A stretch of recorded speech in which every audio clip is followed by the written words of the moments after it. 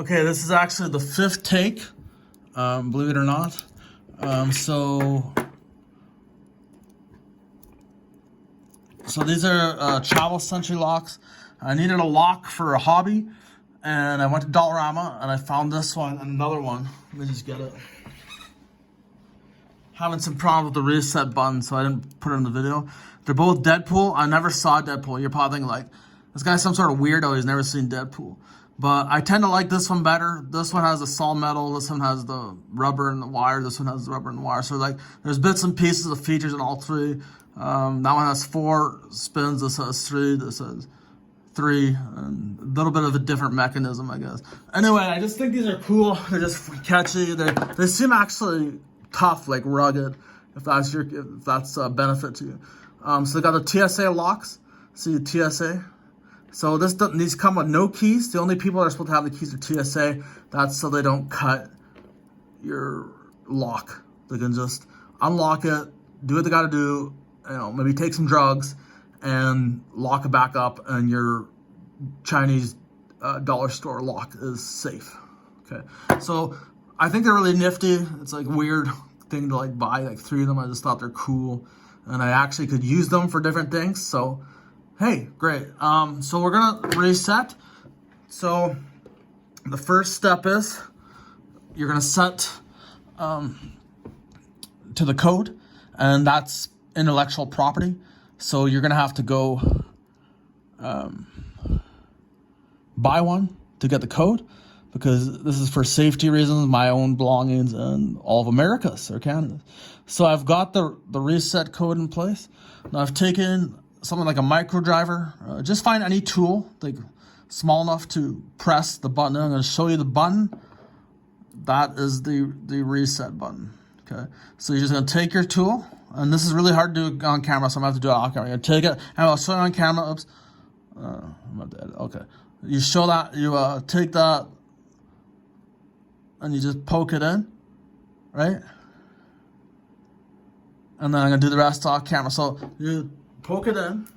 It's much easier to do it this way. You poke it in, then you pick your 3 numbers. So just give me a minute.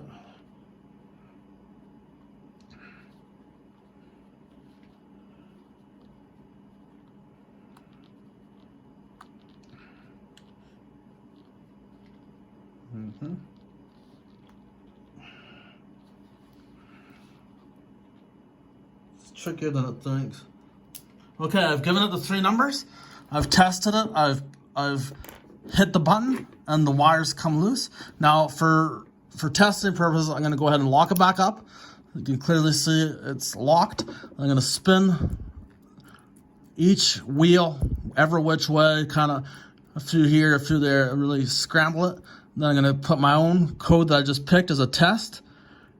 And so these 3 numbers, I recommend the 3 numbers something mean to you. They have to mean something to you, especially because you can use them on all your locks. You know, it depends on the circumstance. But then you want to write it down. You don't have to try hard to remember it. You won't have to.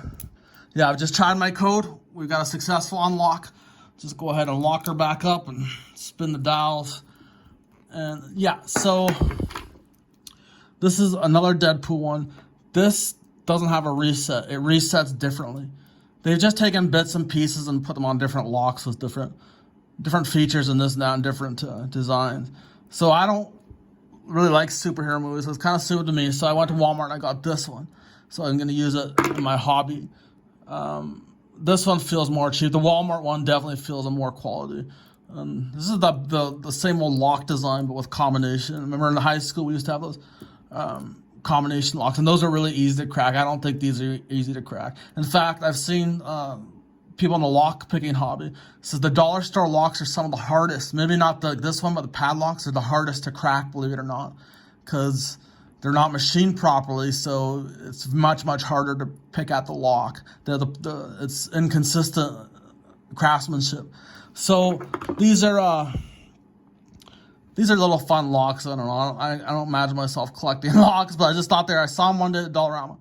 And I was going through the travel at Walmart today looking for COVID masks, because even though it's lifting in January, maybe the mask, I still wanted to get some more masks. And I saw this one. I was like, damn, that's fucking cool. And I recognize the logo, Travel Sentry.